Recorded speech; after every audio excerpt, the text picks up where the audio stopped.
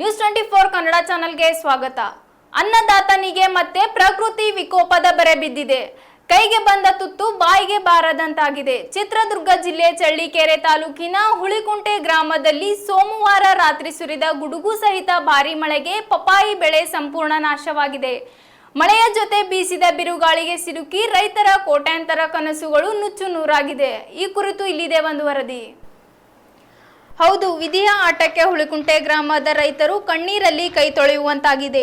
ಸೋಮವಾರ ರಾತ್ರಿ ಆರ್ಭಟಿಸಿದ ಬಿರುಗಾಳಿ ಸಹಿತ ಮಳೆಗೆ ಇಲ್ಲಿಯ ಪಪಾಯಿ ತೋಟಗಳು ಅಕ್ಷರಶಃ ನೆಲಸಮವಾಗಿವೆ. ಗ್ರಾಮದ ರಾಮೇಗೌಡ, ರಾಮಚಂದ್ರಪ್ಪ ಹಾಗೂ ರವೀಶ್ ಎಂಬುವವರಿಗೆ ಸೇರಿದ ಸುಮಾರು 12 ಎಕರೆ ಪ್ರದೇಶದಲ್ಲಿದ್ದ ಪಪಾಯಿ ಬೆಳೆ ಸಂಪೂರ್ಣ ನಾಶವಾಗಿದೆ. ತೋಟದಲ್ಲಿದ್ದ ಸುಮಾರು 2000ಕ್ಕೂ ಹೆಚ್ಚು ಪಪಾಯಿ ಗಿಡಗಳು ಬಿರುಗಾಳಿಯ ರಭಸಕ್ಕೆ ಬುಡ ಸಮೇತ ಕಿತ್ತು ಬಂದಿವೆ. ಹಲವು ತಿಂಗಳ ಕಾಲ ಹಗಲಿರುಳು ಶ್ರಮಪಟ್ಟು ಸಾಲ ಸೂಲ ಮಾಡಿ ರೈತರು ಈ ತೋಟವನ್ನು ಬೆಳೆಸಿದರು. ಇನ್ನೇನು ಮಾರುಕಟ್ಟೆಗೆ ಕಳುಹಿಸಿ ಕೈ ತುಂಬ ಕಾಸು ನೋಡಬೇಕು ಅನ್ನುವಷ್ಟರಲ್ಲಿ ಪ್ರಕೃತಿ ಮುನಿಸಿಗೆ ಸಿಲುಕಿ ಸುಮಾರು 6 ಲಕ್ಷ ರೂಪಾಯಿಗಳ ಅಧಿಕ ನಷ್ಟ ಸಂಭವಿಸಿದೆ ಎಂದು ರೈತರು ಅಳಲು ತೋಡಿಕೊಂಡಿದ್ದಾರೆ.